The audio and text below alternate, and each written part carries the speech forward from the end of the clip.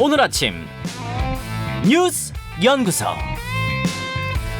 오늘 아침 뉴스의 맥을 짚어드리는 시간 뉴스연구소. 오늘도 두 분의 연구위원 나오셨어요. CBS 조태임 기자, 뉴스톱 김준일 대표, 어서 오십시오. 안녕하세요. 예, 조태임 기자. 오늘부터는 주목할 만한 그 화제의 국정감사 내용들, 이슈들을 좀 정리해 주세요. 네. 정책검증 실종 대장동 국감. 어제 문재인 정부의 마지막 국정감사 이제 이틀째였는데요. 네. 이번 국감은 그야말로 대장동 국감입니다. 어제 국감에서는 피켓 시위를 두고 여야 의원들의 고성이 오가면서 대부분의 상임위에서 파행이 빚어졌습니다. 국민의힘은 특검을 거부하는 자가 범인이다라는 피켓과 또 대장동 게이트 특검 수용하라라는 글씨가 쓰여진 마스크를 쓰며 공세를 펼쳤고요. 네. 민주당은 피켓이 회의 진행을 방해한다며 반발했고, 민주당도 50억 클럽 돈을 받은 자가 범인이다, 아빠의 힘이라는 피켓으로 맞불을 났습니다. 어제의 대장동 특혜 의혹 외에 또 눈길을 끈 곳은 정무위 국감이었습니다. 정무위요? 네, 구글, 카카오 등 거대 플랫폼 기업의 문어 발시 확장 비판이 거셌잖아요. 예. 어제 김범수 카카오 의장이 증인으로 출석해 많은 주목을 받았는데 네. 김 의장은 몸을 바짝 낮췄습니다. 최근 불거진 카카오 골목상권 침해 논란에 거듭 사과하면서 앞으로 이런 논란이 있을 사업에는 절대로 진출하지 않겠다, 사업에 손을 떼겠다, 이렇게 말을 했습니다. 예. 또 문체위 국감에서는 이제 곽상도 의원 아들 그 50억 원 퇴직금 관련한 의혹이 집중 제기됐는데 여당 의원들은 대장동 개발 과정에서 문화재 발굴 조사 부분 완료 허가 절차가 신속히 이뤄진 과정이 이례적이라며 당시 문체위 소속이었던 곽 의원의 입김이 작용한 거 아니냐, 이렇게 지적했습니다. 예. 김준일 대표는 어떤 것들 보이셨어요? 일단 뭐 그냥 대장동 국감이었다라고 네. 할 정도였고, 모든 국감에서 그 이제 야당이 마스크 쓰고 나왔거든요. 특검하라. 그리고 피켓 시위하니까 모든 국감이 오전에 다 파행이 됐습니다. 그 정도로 이제 치열한 신경전이 있었고, 네.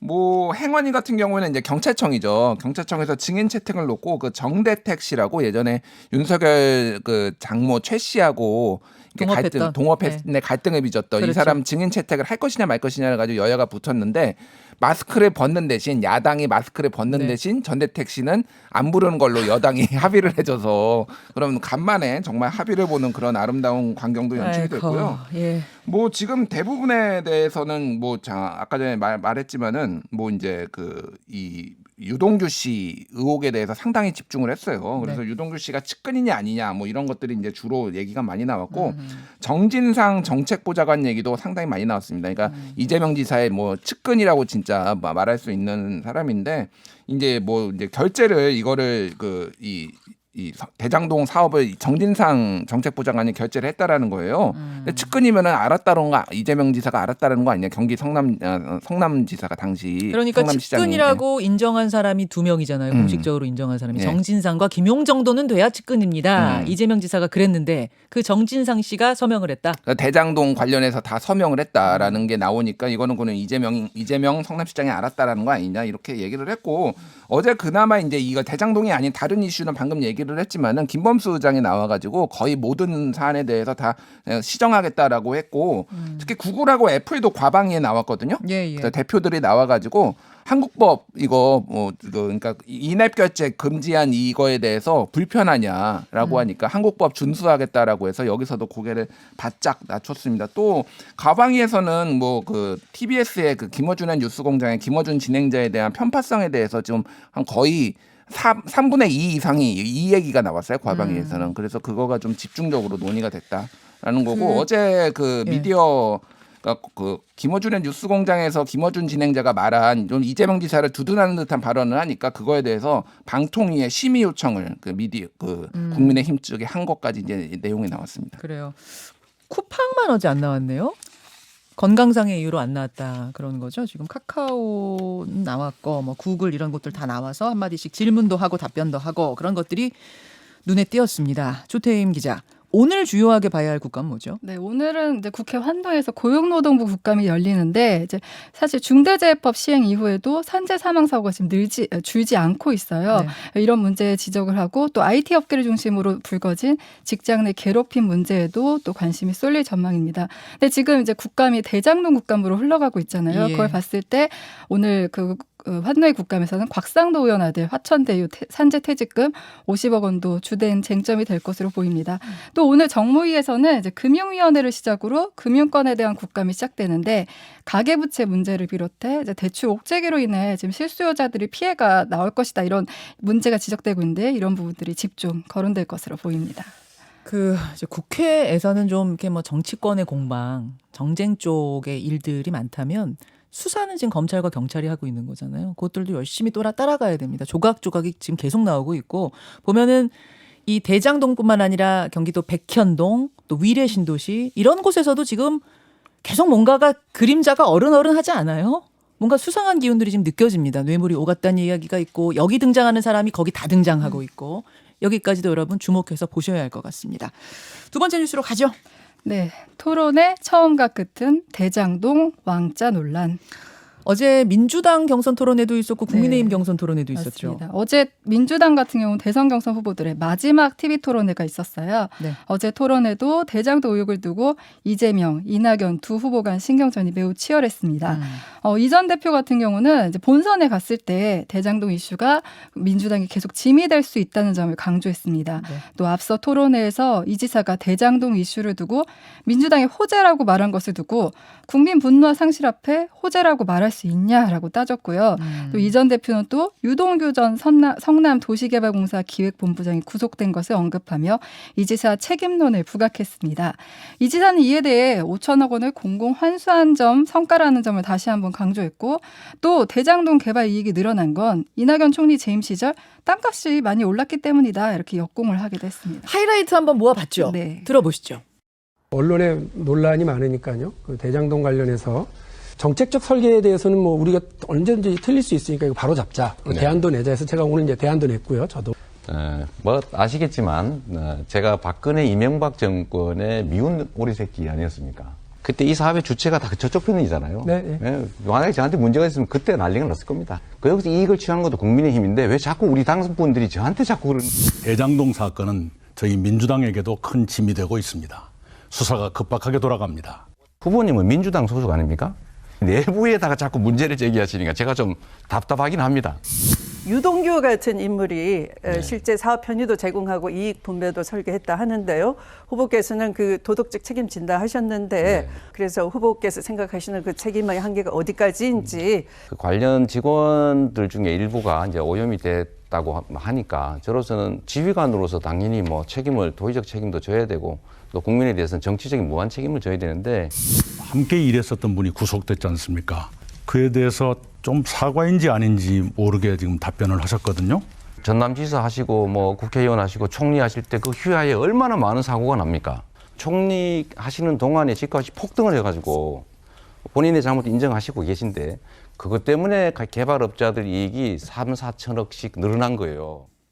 예. 치열했네요. 마지막까지. 또 역시 대장동 이야기가 많이 나온 것 같고 국민의힘 토론의 분위기는 어땠는지 이어서 들어볼까요? 네. 국민의힘 하이라이트입니다. 대장동 게이트에 비할 건 아니지만 이거 어떻게 된 겁니까? 열성 할머니 지지자 할머니가 써주셨다는 그거를 그냥 응원의 개념으로 대수롭지 않게 생각한 게 제 불찰이었 것으로 제가 그거는 인정하고요. 왕자 부적 그 문제가 홍콩 외신에도 오늘 보도가 됐어요. 그 국제적 망신입니다. 이 잘못한 거죠. 국민들께 하여튼 송구가 오늘은 부적 없죠. 오늘요? 예, 오늘은 없죠. 그게 부적이라고 생각을 했으면 제가 알겠습니다. 손바닥에 그러고 다녔겠습니까? 윤 후보님하고 윤 후보님 부인하고 네. 장모님이 이 역술, 이 무속인들 이런 쪽에 굉장히 자주 만납니까?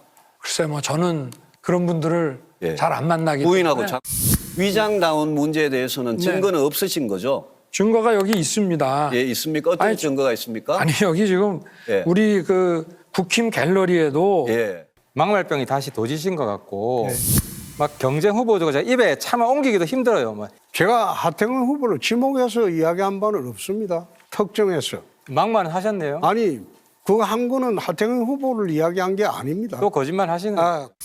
동네의 그 측근들과 조폭과 건설 이권 업자들 개발꾼들과의 이 유착 관계에 의해서 성남시청이 비리의 소굴로 변해가는 것에 대해서 계속 지적하던 이재선 형님이 제거되는 과정이 이 속에 있다.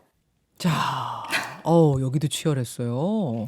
주로 어떤 이야기들이 많이 나온 거예요? 아무래도 그 왕자 논란이 이제 주였는데요. 저희도 이제 토론회를 보면서 윤 전 총장의 손에 시선이 갈 수밖에 없었어요. 써 있었나 안 써 있었나. 예. 근데 이제 홍준표 의원은 같은 동네 할머니가 써줬다는 윤 전 총장의 해명에 대해 오늘은 부적 없죠? 이렇게 물었고요. 유승민 전 의원도 지금 방송 들으신 것처럼 역순의 이름을 언급하는가 하면 윤 전 총장과 부인 장모가 역순 무속인을 자주 만나느냐고 물었습니다.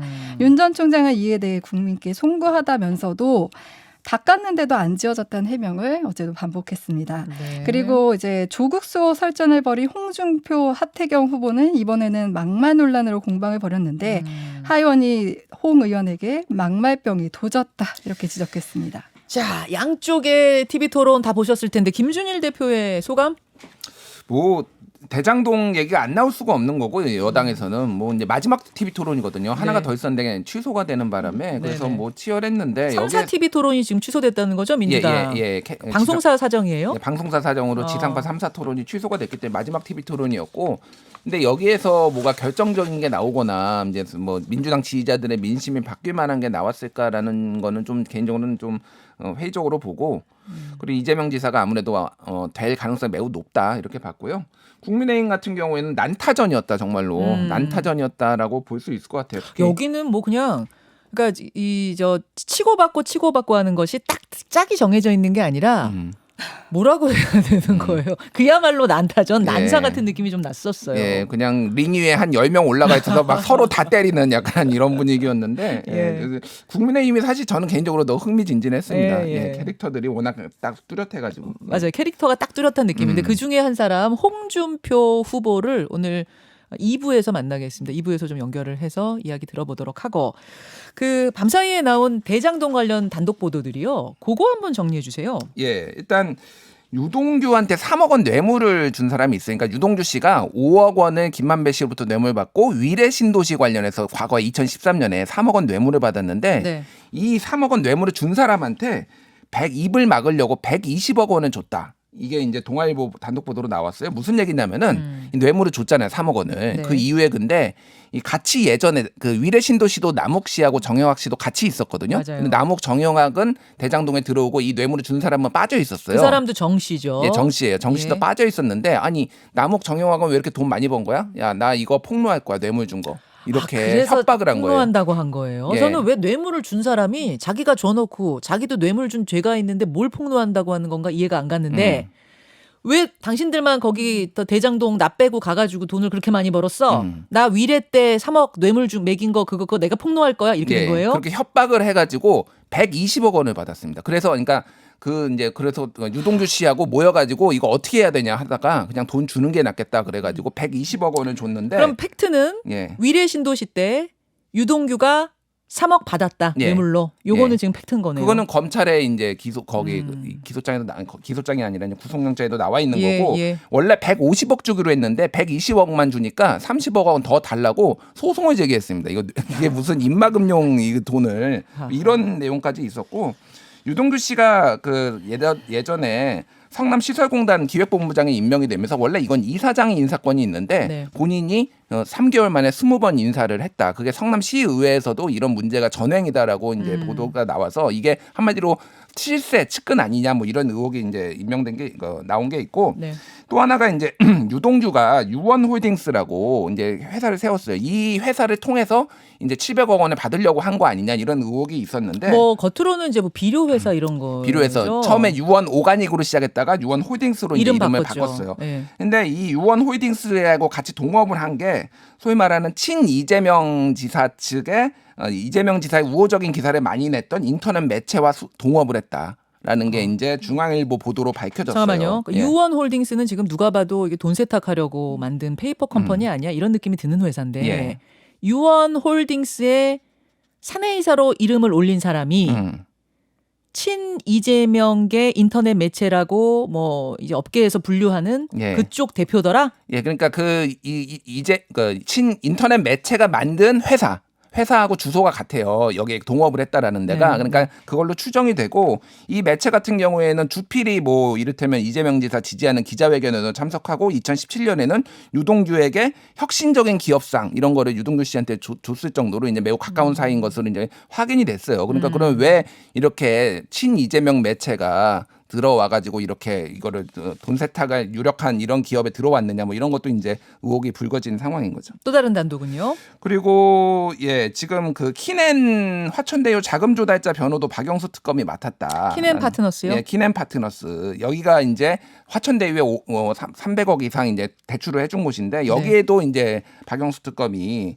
했다라는 거고 또 하나는 그 유동규의 페이퍼 컴퍼니가 아까 전에 얘기했던 유원홀딩스 말고도 아이오 플렉스라는 데가 있었어요. 그러니까 이건 뭐예요 또? 예, 그러니까 주소가 같아요. 이 유원홀딩스하고 아이오플렉스하고 주소가 같은데 두 회사가 이제 같이 그런데 여기에 아이오플렉스의 실소유주가 남욱인 걸로 추정이 된다. 100% 거의 지분은 소유했다. 그래서 남욱도 지금 이 자금 세탁에 지금 연루된 거 아니냐. 이거를 이제 한국일보가 또 보도를 했습니다. 정말 여러분 제가 오프닝에서 잘 따라오셔야 합니다라고 말씀을 신신당부를 드렸는데 참 잘 따라오시기 쉽지 않으시겠다 싶을 정도로 복잡합니다. 중요한 건 우리가 잘 따라가야 합니다.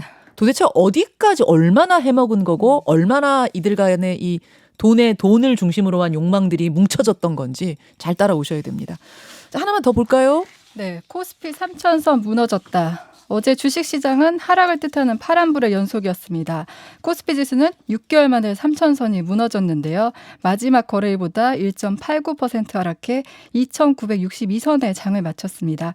코스피 하락은 대외 변수 영향이 큰데요. 예. 우선 중국 전력난, 또 7년 만에 최고치를 기록한 유가 급등이 인플레이션 우려를 부추겨 주식시장에 영향을 줬다는 분석입니다. 네. 세계 경제가 물가 상승과 경기 위축이 동시에 진행되는 스태그플레이션에 빠질 수 있다는 우려도 투자 심리를 위축시키고 있다는 분석이 나옵니다. 여기까지 두 분 수고하셨습니다. 감사합니다. 고맙습니다. 김현정의 뉴스쇼는 청취자 여러분의 참여로 이루어집니다. 트위터, 페이스북, 레인보우 게시판, 그리고 단문 50원, 장문 100원의 유료 문자 샵 1212, 우물정 1212 통해 참여하실 수 있습니다. 김현정의 뉴스쇼, 여러분과 함께 만듭니다.